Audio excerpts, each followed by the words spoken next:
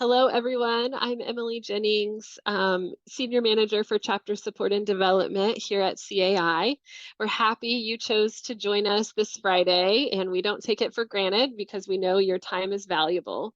So we do these sessions periodically with our membership committee chairs, just for a way for you to share ideas, see what's going on out there in other chapters, and also bring any questions or challenges that you have to the group.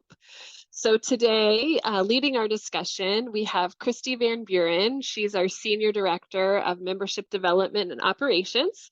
And so I am going to turn it over to her. But before I do, if you would all do me a favor and in your name, if you would rename yourself to put your chapter name.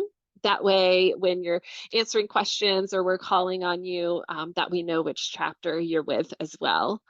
And then one more housekeeping thing, we will be recording this so you could share it with anyone who missed today that's interested in getting the information.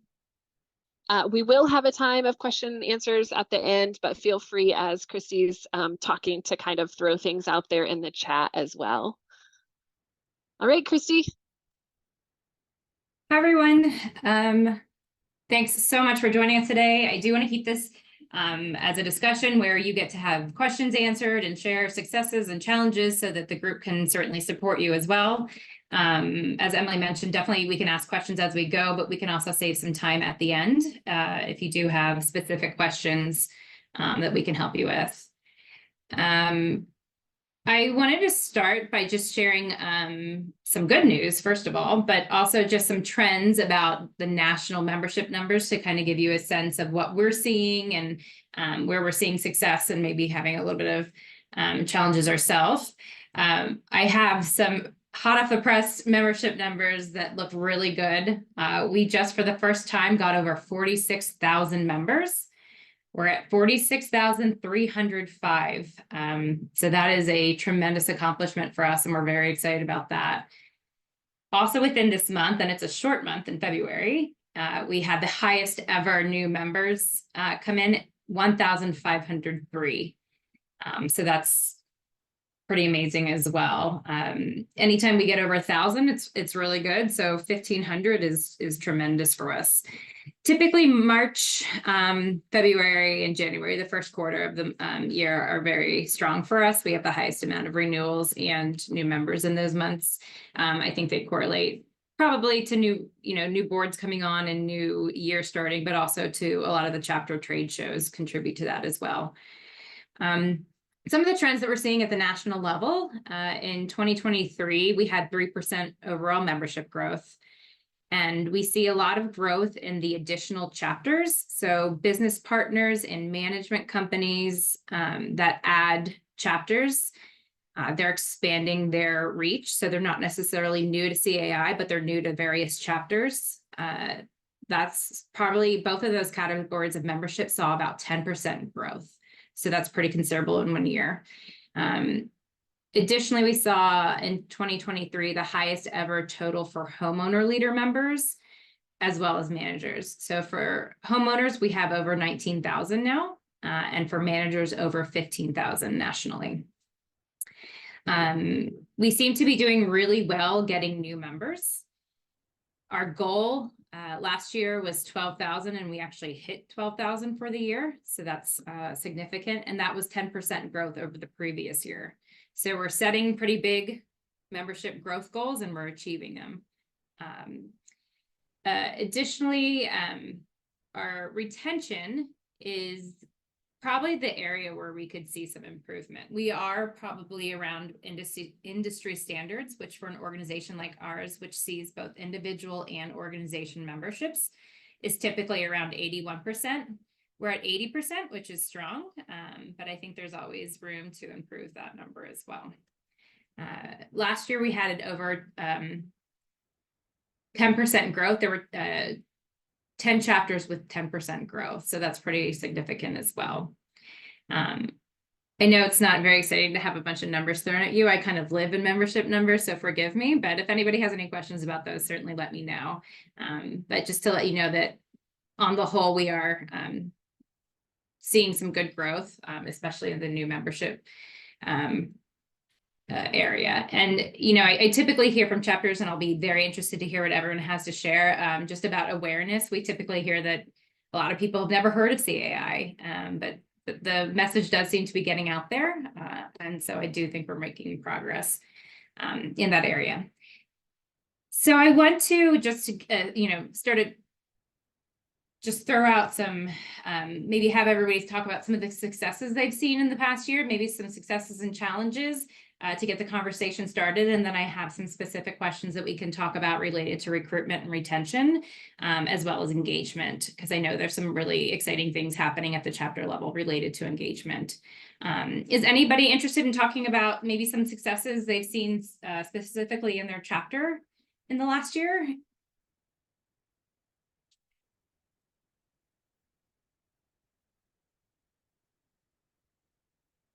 Well, I'm Kristen Amaryllis. I would share successes, except for we had some huge challenges. So I would tell you that what we found was once we stabilized our executive director situation, that members started coming back, and now members are more engaged with a executive director that provides fast responses and provides care to the members. So I think for us, that's been key. Wonderful. Does anybody else have either specific programs or have seen some trends or growth in their chapter that they'd like to share? Yeah, I'm Finn Jacobson. I'm the committee chair for the Minnesota chapter. We've done two things that I think have been pretty successful with respect to new members. One, we've put on quarterly happy hours that are targeted to new members, but everyone is welcome. The kind of interesting bit of that we've done, and I think we're going to repeat this year, which I'd recommend everybody at least give it a whirl, is rather than a happy hour, we're going at like 4 o'clock to get drinks, do one in the morning.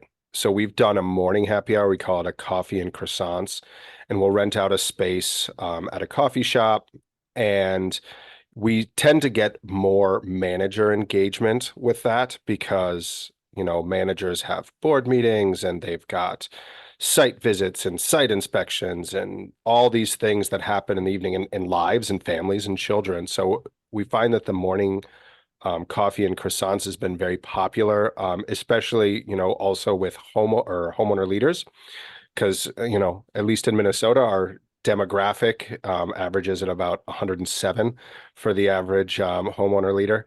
So, those type of people tend to be interested in coming to get coffee at, 9 a.m. as opposed to going to a bar that's going to be loud and rambunctious at 4 p.m.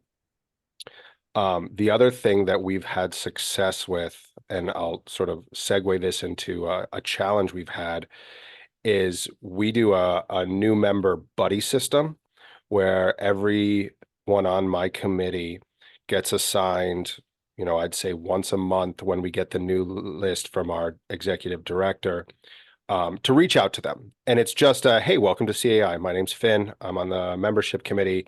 Here's what CAI is. Here's things to know about. Like, we've got an upcoming coffee and croissants. We've got an upcoming golf event. We've got an expo coming up. You should come. If you have any questions, I'm a point person. You can call me directly. Here's my direct number. Here's my email.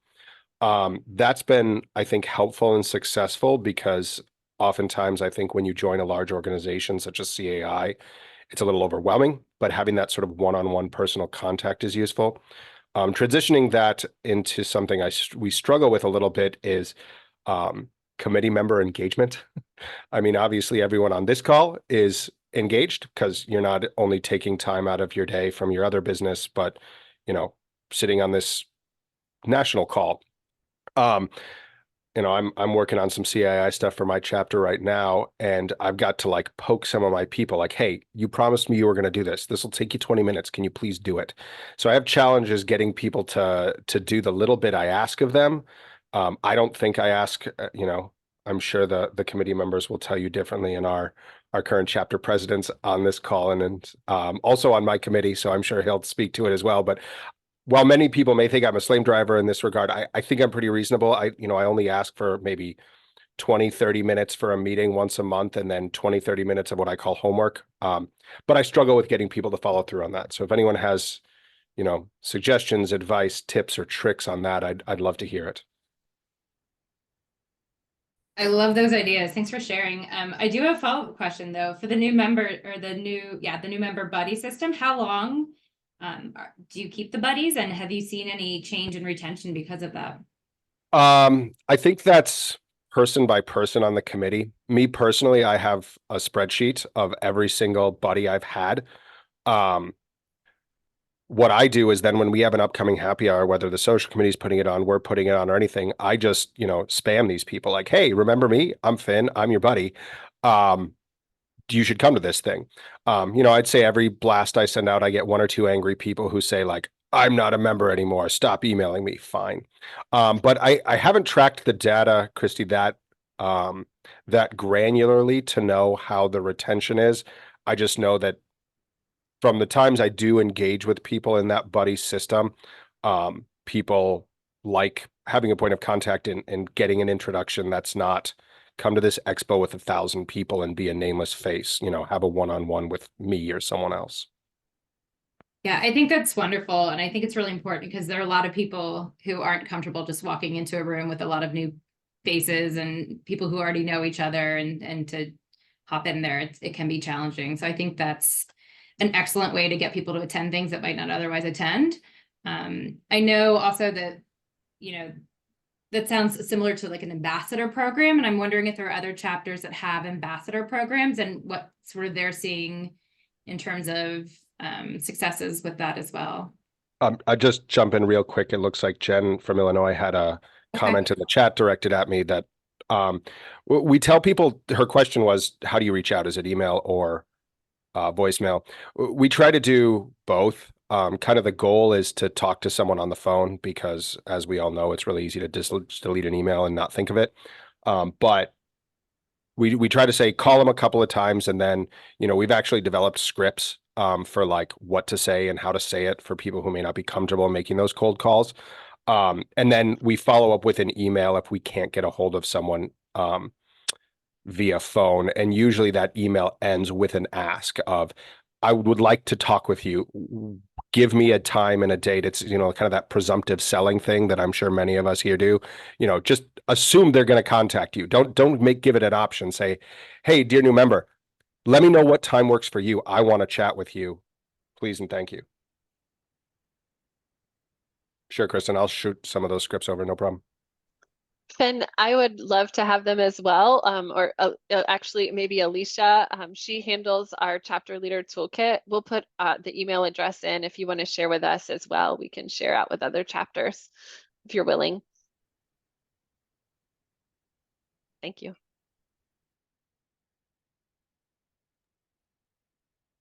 Does anyone else have a buddy or an ambassador program that they want to share with us? We have one at the West Florida chapter. We've had it going for the last couple of years now. And I don't release an entire list of new members, but if I check the reports daily for new members, and if somebody pops up, say a new business partner has entered the chapter and they're brand spanking new, I'll randomly pull one of our ambassadors. I try to avoid putting direct competitors with each other just as a courtesy, but it could be a board member, could be a manager, could be a business partner. And they are we've been very clear that they are not reaching out on behalf of their company or their organization. They're reaching out on behalf of CAI, and they even get name tags at breakfast and things like that. But their big way to connect is we have a monthly breakfast. It's our most consistent event. And it is one of the things when we reached out years ago to members that did not renew and asking why, because we saw they may have attended one or two breakfasts and then never came to a thing again, was because they didn't feel welcome. So the big thing that the ambassadors will do in their intro, whether it's an email or a phone call, will say, hey, the breakfast is coming up on the 3rd.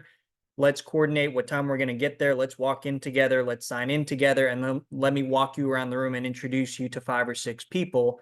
And that really has created a greater retention for us and more engagement by these members as they continue to learn more and more about our chapter. It's great. I love that you use feedback from your members why they weren't renewing and rejoining and participating to create that program. Does anyone else have anything like that as well?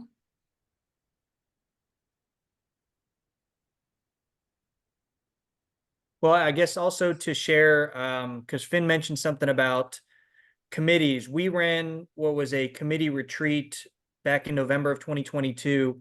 It was about a month after I took over. I was the membership director and then promoted to executive director.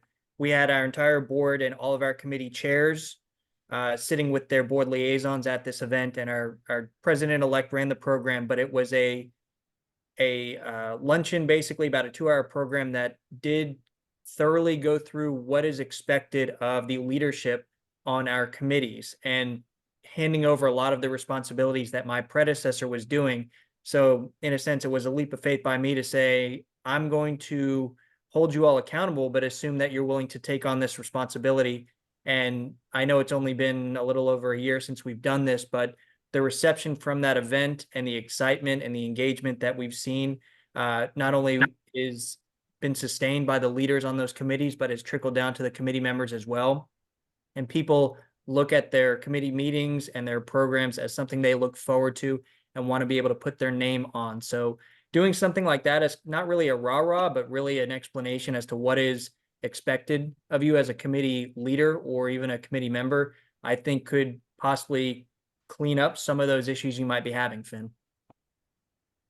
We just, I wanted to piggyback on that if I could really quick and just say that one of the things that I've found effective over the last 20 something years is committee charters. You know, we have them for the community associations, but having them for the committees in the chapters as well for those, so that there's expectations set and everyone knows, you know, going in what they're expected to adhere to. And I think one of the biggest challenges is setting meetings and then having people show up, you know, and the same people always show up, and they're the ones that are doing all the work. And so, just having something set in place. And then of course, the accountability aspect that Scott talked about.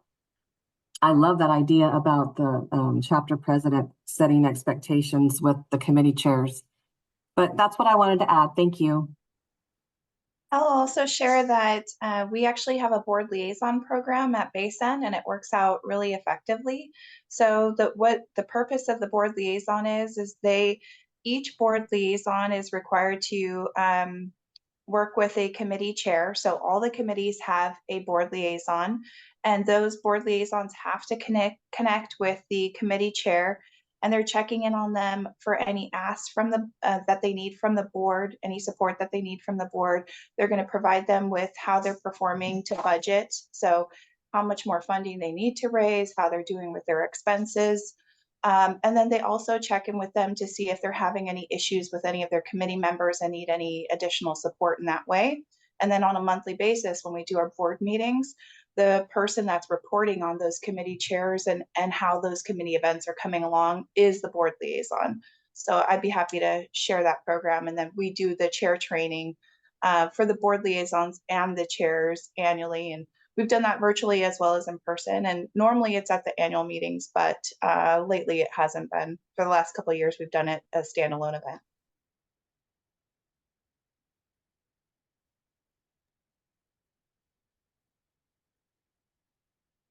Does anyone else have any, I guess not even necessarily a buddy or an ambassador program, but engagement, what they're doing in the area of engagement, either for new members or current members, or just trying to make sure that everybody is participating?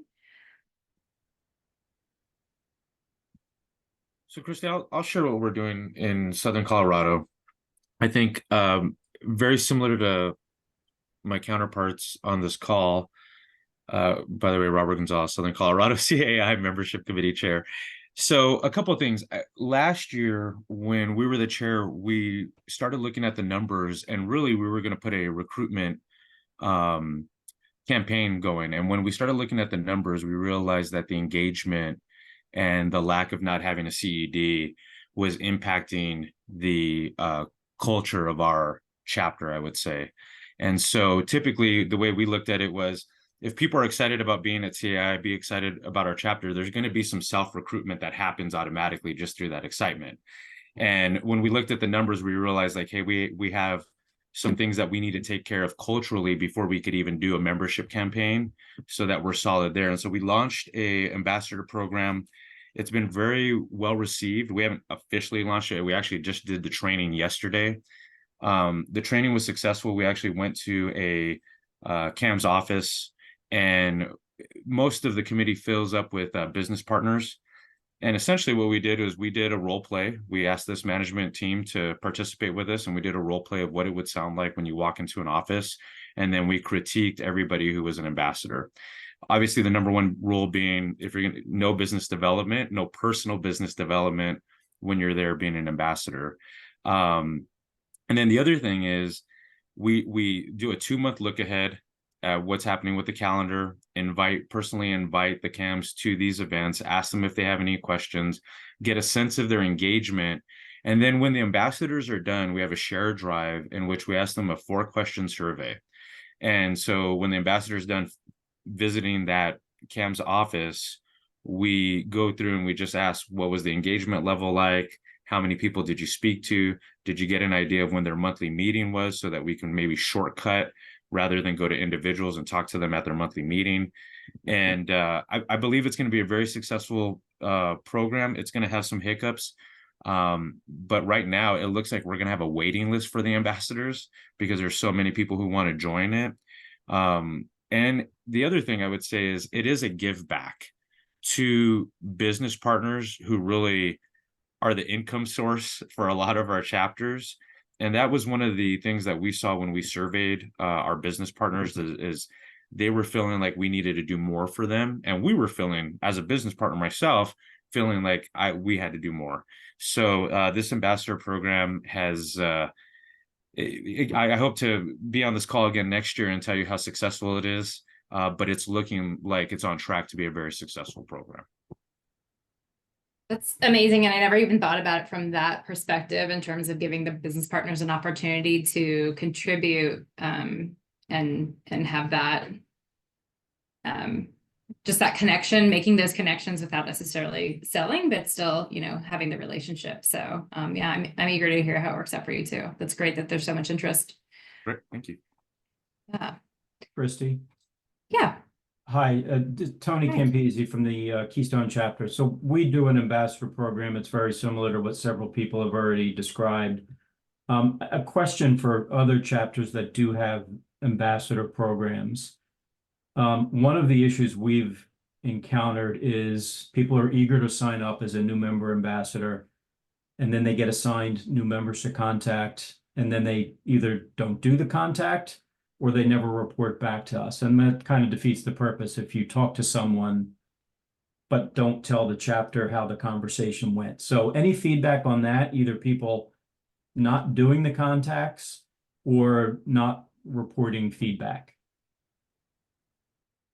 So Tony, one of the things we implemented, again, it's early on, but this was stated in our ambassador program planning guide sheet that was delivered to everybody, is first they have to attend 2 meetings and they have to attend a training prior to them even becoming an ambassador. So that's the qualification. Then the other part of it is if they have an unexcused absence and are not able to make the ambassadors 2 months in a row or 2 months, really, we have such a big waiting list already that we have told everybody, if you're not communicative to us and you're not making the effort, you're no longer on the ambassadors, and maybe we'll help you find another committee or something along those lines. We obviously want it to be a positive thing, but with this type of waiting list, there's people who want to do the job so that they don't get kicked off of the ambassador, so to speak. Hey, Tony, and to kind of piggyback on what Robert said, the reason I don't share a list of new members just to the ambassador committee as a whole is I have a lot of competition in my backyard. And we realized early on this could have potentially been a disaster in providing the contact information of specifically new managers to people who want to add to their current email blast list for their specific programs outside of CAI. So that's why I do the assigning for whether it's a board or a manager, a business partner, a management company, to a specific ambassador I think is a good fit. And we've been doing this for about 6 years now. Over time, we have sort of etched out the ones who are not following up, or if I send them a new member and we just never hear anything, I stop assigning them people, and I've never even heard a, hey, am I still an ambassador? Because that's how disengaged they were. So, I mean, I know you've been at your chapter for a while. You probably know who you can count on. If you want to talk about the structure that we do, where we have kind of, I guess, essentially trim the fat, we can talk about that a little bit more, but that's sort of how we've done it. And we also meet as a committee maybe 2 or 3 times a year just on Zoom to discuss what strategies are working, what types of communication are most well received, what areas of membership are we not engaging with most, which is usually the homeowners, the boards. They think it's a sales call, and we're constantly trying to find ways to get around that. But I think the longer time you have a list of ambassadors, and to Robert's point, he wants to come back next year with success stories about their program, and I have no doubt that he will. It just takes the time to, with lack of a better term, trimming the fat.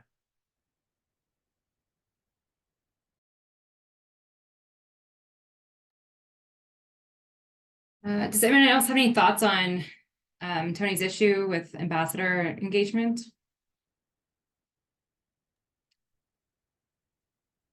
I'm trying to get a sense of how many chapters are currently doing this or considering it. For those who aren't currently doing some kind of buddy or ambassador program, is it something you're considering? And is this feedback useful in sort of developing something like this? This is Jen in the Illinois chapter. We have an ambassador program as well. It's very similar to what everyone else has said. We have a long list that comes out every month. The CAI office sends it to me. I forward it to one of the gentlemen on my committee. He's a manager, and he offers to separate the list each month. And we have a select number of ambassadors. In order to be an ambassador for us, you have to be on the committee for at least a year. And then we have a script, or I've written a script, I should say, and I've shared it with the others. What they use, I don't know, they can pick and choose from it, but basically it says, welcome, we understand that this is a huge chapter and it could be overwhelming to join or, attend a networking event. I'm here to be your ambassador and help you. I'm open to having coffee. Let me know if you want to meet up. And these get emailed out. And I suppose people could call. I know we used to in the past, but we just weren't getting anywhere. So we've been sending it out via email. Very, very few people respond. We haven't stopped. It doesn't hurt to send an email. And sometimes you get someone who's really excited and they're like, yes, I want to meet for coffee. I want to meet all the people, and I would say I get maybe 2 of those a year. And we're sending out, probably each ambassador is probably sending at least 5 to 10 emails a month welcoming new people, and only a few people respond. So I don't know how to jazz that up. Yeah. Yeah. I think there's definitely value in doing that anyhow, whether they are interested or not. I think engagement looks different for different people. Certainly you're going to have the outgoing ones who want to get in there and, meet everybody they can possibly meet. And then some are satisfied with just, being on the receiving end of some of the benefits. But I do think it's definitely worth the effort, Jen. Is anybody, and this is a challenging thing, so I'm not expecting a ton of answers, but is anybody tracking engagement within their chapter? I know it's very difficult to do, to assess value to certain, engagement as it looks different, like I said, for different members. Can you dive in deeper to that question? What does that look like? Tracking what? Like tracking engagements. Yeah. So for people who attend meetings, they maybe potentially receive a certain score. And if they are opening emails, they receive a certain score, and then taking a look at that data and saying, well, this person has been very active, or, these people were on the verge of losing because it doesn't look like they're engaging in any way with our chapter, or, assessing different ways of engaging with the chapter. So that could even be logging into the website, like I said, opening emails, and then certainly, of course, in person. We haven't dialed it down to individuals, but we do track this event data, and we do look at, how many members, the percentage of members and which classes of members are attending to different things. But that's an interesting thought, Christy, about dialing in to try to find whether or not an individual is engaged or not engaged. Sure, yeah, because in-person events aren't always the only indicator, right? And certainly it's a good one and it's a very strong one, but there are other ways, and there are other, some people are never going to probably attend all the events, but they're still receiving value. So, Christy, like we had talked about, we talked about engagement here just a moment ago, and the impact that had on just even self-recruitment. So one of the things to get to the bottom of it is we did put a survey together, fairly simple, and then we let people comment, and it was anonymous. And the idea there is, with that, taking the feedback and then actually doing something with it so people know that their opinion counts. So we've taken this survey, and then any information that needed to go to different committees went to different committees, education and so on, if there was feedback directly for them. And then the idea here is that we put this survey out, because it is fairly a simple form. I believe we decided on 6 months, every 6 months, to move the needle and watch what we're doing, and that's how we're tracking engagement at Southern Colorado. Christy, we've been tracking member engagement data. We're in about the 3rd year now, but we're doing it on a macro level, we haven't gotten to the point where we're assigning a member score. Ideally, that's the goal, but that's a massive project. But we are tracking on a month-to-month basis event registrations, website logins, profile updates, all that kind of stuff by member type. So we can see the numbers go up and down each month. And it's interesting data. We also we have a member engagement committee. We don't have a membership committee. We share with them things like email open rates and website visits and all of that. I don't know that our committee necessarily understands this massive amount of data we show them every month. But like I said, the long-term goal is some sort of a member scoring. yeah, it's a tremendous undertaking, and I think it's great that you are tracking those different sort of channels. Have you or the committee taken that data and done anything with it? Meaning, like your emails went down this month, or kind of doing some testing or change any of your strategies based on that data? I don't think we've made any changes, although we have attempted to, so we have seen some downward trends. So we have a member community. It's part of our AMS where people can log in and post, similar to the National Exchange. And we've seen a downward trend in that, members using that. And so we've tried to come up with strategies to turn that around to get more activity. And at least in the very short term, it seems like there is more activity in that community. And so we're just going to keep trying. And I think that's a big resource where somebody can log in and post a question and get a local answer, whereas on the Exchange, you could get an answer from someone 8 states away, which is still good information. Sure. So, we're just going to keep trying, and hopefully we get a community that's really active. That's great. Hey, Christy, do you happen to know? So for our chapter, lots of emails go out, typically from, I don't know if they're coming from our local office, if they're coming from the national level, but lots of emails. Does the CAI emailing system have a way of tracking, the engagement? Can you track, like, hey, someone said something about the upcoming golf outing, we got X number of clicks, or how many people deleted it versus, actually clicked on something? Yes, we do have that data, open rate, click-through rate, those kinds of things. And those are certainly things that we track with our email communications as well. Yep. And we try really hard to segment so that we are sending the information that people want to the people who want it. That's a very important thing, because if you're sending email, a lot of email to everyone, and some people aren't necessarily interested in a topic, then it's not, you'd rather send a fewer people who all of them open it than a lot of people who are not opening it. So we're working towards that. Christy, one other thing regarding member engagement that I think is pretty important and worth sharing. So one of the other pieces of data we track is members who have never attended an event. And so we did an outreach campaign late last year to a group of managers who have never attended an event, to encourage, a special email outreach and we told them why they were getting this email, and we asked, I think we asked them to fill out a survey. And I thought it was really interesting that of these 130 or so managers that have never attended a CAI Keystone event, not a single one of them responded to the survey. And so our decision at that point was, okay, they don't want to be engaged beyond what they already are. They're still going to hear from us in the normal ways we communicate with them, but we're not going to go to any extreme length to get them to do something that they clearly don't want to do. Yeah, and that's really interesting. And I'm sure there's, maybe not all of them are continuing their membership, but I bet a good chunk of them are, and they are just getting what they need from you. And it's not necessarily an event.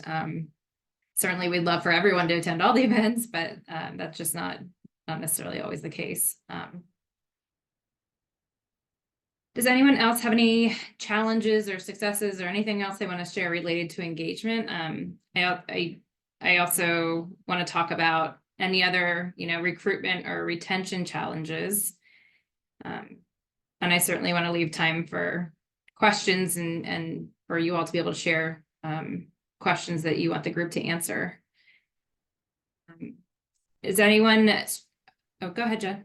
I have a question. Does anyone actively target your affiliate members? So meaning, like, do you go to all your business partners and say, hey, you can have up to 15 people, be affiliate members. That way you're reaching out to, more people.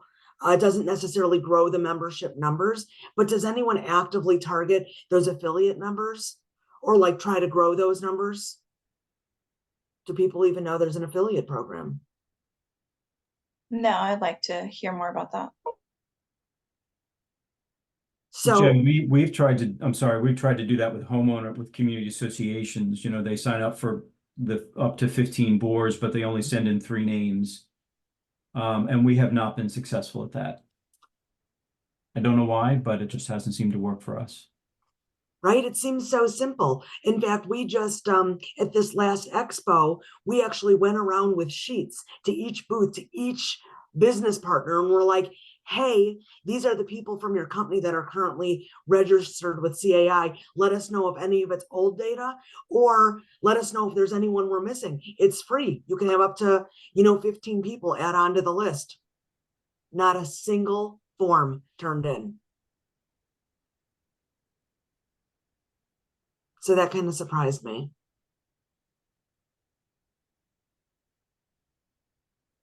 I find that surprising as well. Has anyone had any success in that area, either growing boards or affiliates within business partner memberships? Not so much. Is anyone actively maybe nobody's doing that?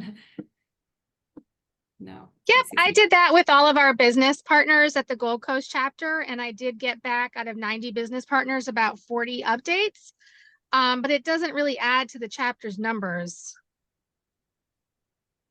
No, it doesn't. I think it probably is good succession planning potentially. If somebody leaves the organization, at least you've got other members who are engaged or affiliates who are engaged within that membership. But yes, it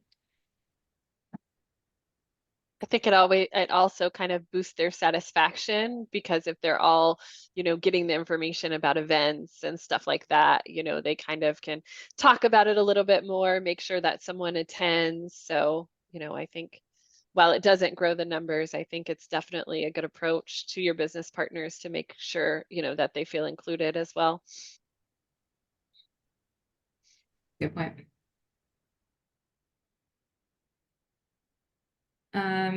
What about building awareness? I often hear that from different chapters. Do you feel like there's an issue of awareness within your chapter? And if so, maybe what are you doing to sort of overcome that?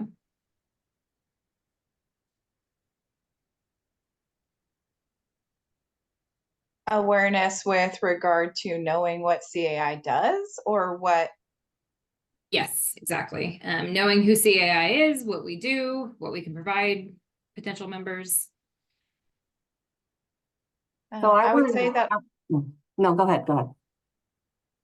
I would say that all our members that are engaged are very well aware of what we do. And we have a lot of committees. And during all of our education luncheons, we have like a rotating slide deck that kind of talks about getting connected and the different things. And then members that are interested, we do have a volunteer committee that does a blast to all our members about a volunteer fair every year. And that can also help them get more engaged and get connected in the ways that they might want to. But generally, I would say that people don't have a question about what CAI is. They have more of a question of what CLAC is. And so we're addressing that challenge directly through the LSC.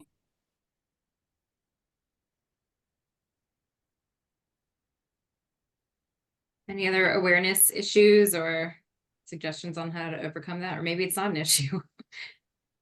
Well, I'm on the HOA management side. I work for a management company, and this is actually my third chapter. I started out in the Orange County, California chapter over 25 years ago.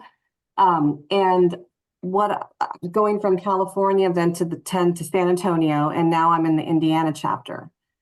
And so what I'm finding here in the Indiana chapter, and I'm looking for suggestions from anybody else, on the management side or in general. What I've found here is that there's very few board member, homeowner members.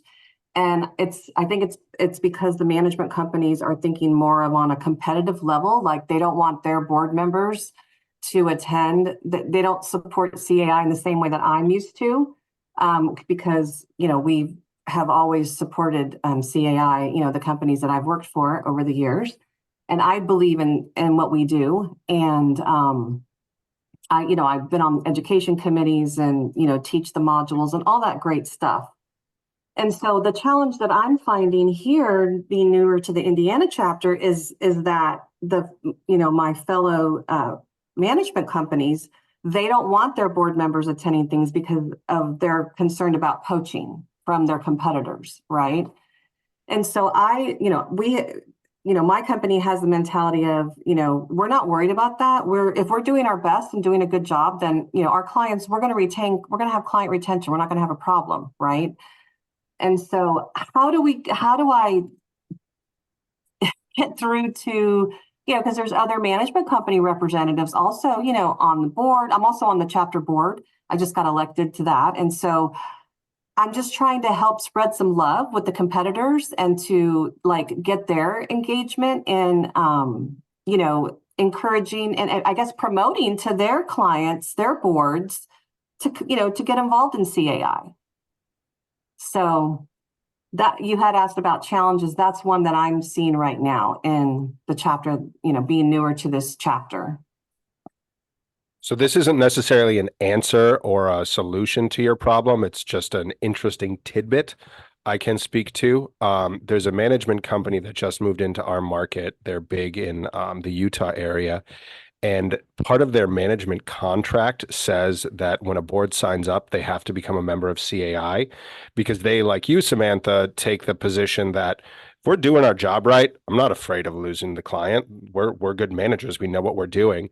And I believe that company has consistently the #1 recruiter for CAI national across the board, in large part because they do it. And I know, speaking from my work with that management company a little bit since they moved into this market, they use it as a selling point. Like, hey, you're going to become part of CAI Minnesota.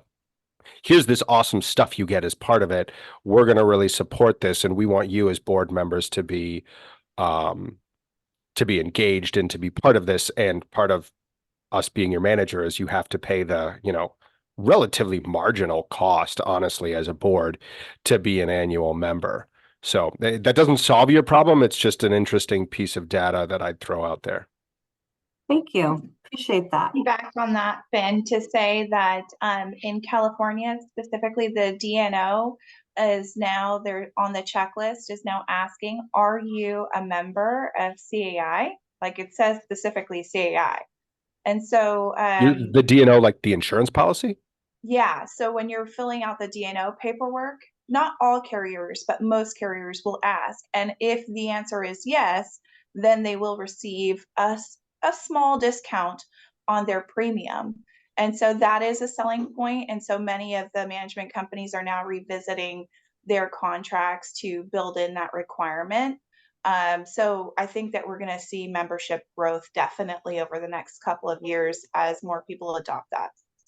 Do you happen to know, Kristen, what carriers are doing that? Because I mean, that's going to be the lowest hanging fruit. I'm sure everybody here knows what the insurance industry looks like here.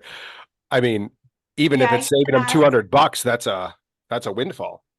definitely. Our president of our chapter is Charlotte Allen. She works with Socher, and she's the one that actually brought this information to our attention, so I can ask her.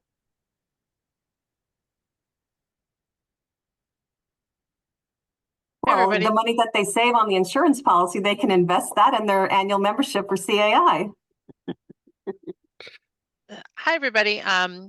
I did want to make you aware that CAI does have a agreement with one D&O carrier to be an alliance partner with CAI, and they do offer a discount. So I'm wondering if this is the same company. It's E&H Graham. They're underwritten by CNA. There may be others as well, but I'm just making you aware of that. And we've had that agreement in place for at least 20 years.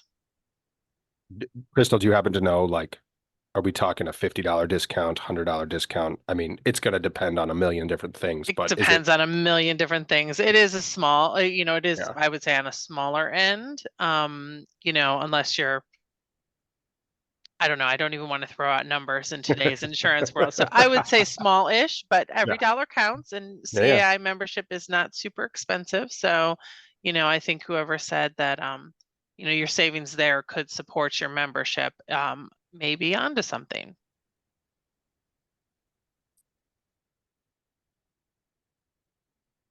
I'm Amy. I'm from the Greater Los Angeles chapter. Just something that we have a marketing and PR committee that handles kind of like the awareness for CAI and kind of what we do. And I know we're in the works of putting together like a media kit, which is easily pulled for the managers or business partners to share with their board members. And we found that if it's easy for the managers to share, that is something that is beneficial because it's a one-pager that's already put together with our information and can include an application as well. And it really goes into the benefits, like the partnerships with the business partners, how it supports your managers, how it supports the legislative changes and the updates that are coming your way. And it goes into quite a bit of detail on what we're doing. And I think that has been helpful, at least to raise awareness for the boards, especially that we're not just management companies behind this, that it's a whole community.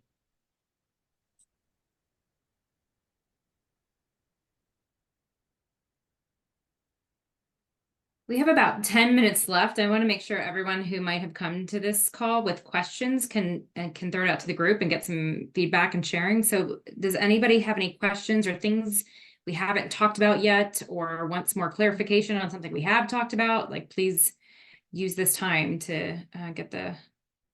Can you tell me the name of that carrier again, please? CNA, you said? E&H Graham? E&H Graham is the company.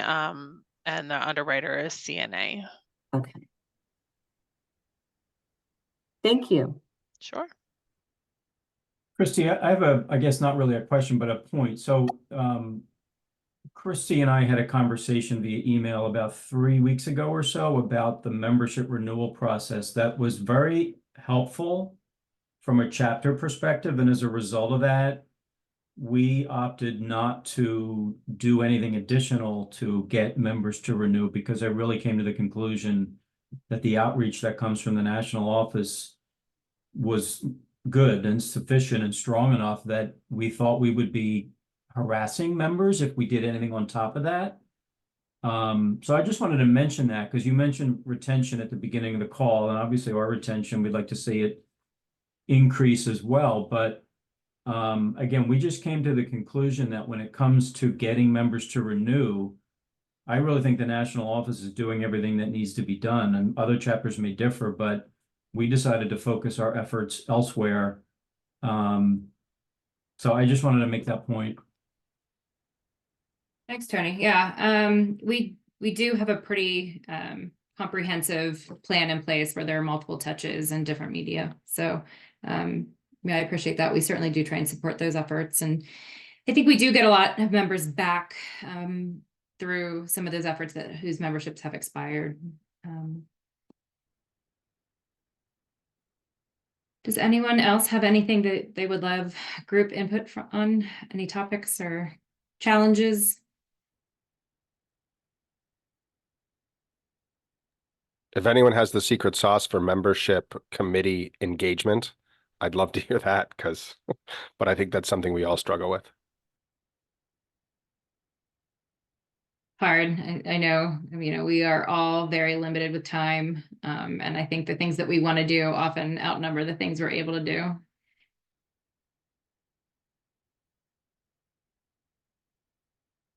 Anyone else? Questions for the group? I can ask my team if they have any additional thoughts or things that we should touch on in our remaining time.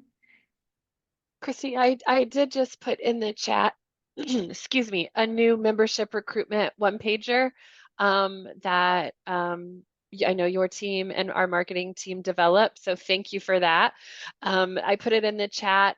Chapters also will be able to order some copies of that if you have, an upcoming event or something that you want to, have that at. Your CED will be able to get that for your membership committee. So just wanted to make you aware of that as well. Thank you, Emily. I jotted down some notes today, and I feel like there's a lot that everyone's doing that is very useful and sort of on the same, end goal. And I'm wondering if some kind of resource for the chapters related to ambassador programs. I know that people have been sharing sort of one-offs like scripts and emails and such. If we could compile some of that information for chapters, would you find that useful? Yeah. Let's see a few heads shaking. Okay, that was my sort of one of my big takeaways, is that I think if we took a bunch of resources from different areas and sort of compiled some of that, maybe that would be easier to help those who are interested in getting something like that started.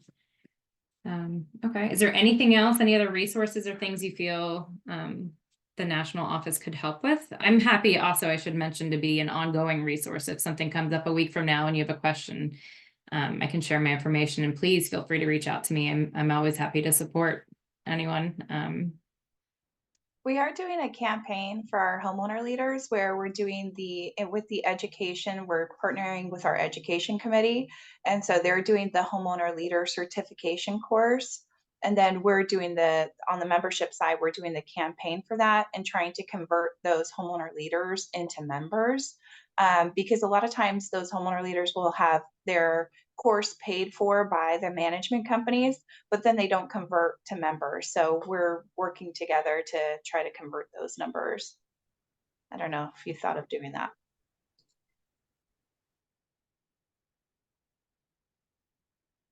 And we'll find out if it's successful in 6 months. Great. In the last few minutes, any other questions, closing thoughts? There is a closing thought. I don't know if everyone's familiar with Kono, and we have a Kono chapter out here, and they're fairly successful.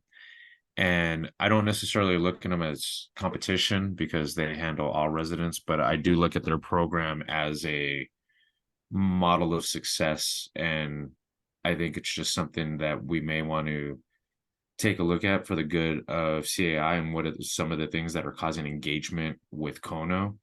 They're also very influential within the community, and I don't see any reason why CAI can't be as influential, if not more, within the HOA space. I know we have our CLAC and so on, but I don't know that we connect the dots, and I say we as CAI, to everybody and understanding the influence that we possibly can have the way that Kono does. So that's just an FYI and something that I'm looking at out in the community in my centers of influence, that when I'm out there, they are mentioned, and I would love nothing more than to see CAI mentioned in the same breath.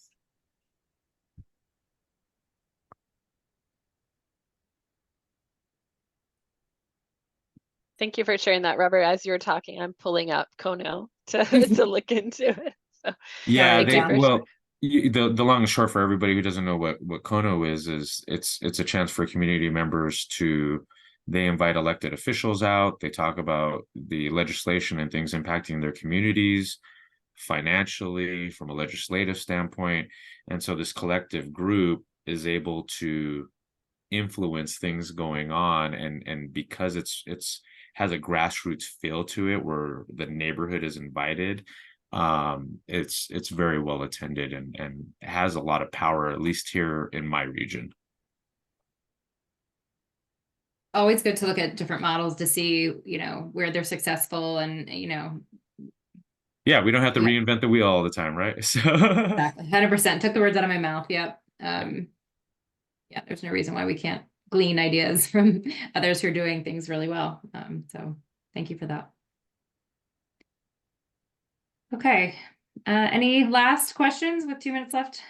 Don't want to go I just over on a want to say Friday. thank you. I just want to say thank you. I had a lot of good ideas to bring to the chapter, and I appreciate, this was wonderful. Thank you. Well, thank you for your participation, for sure.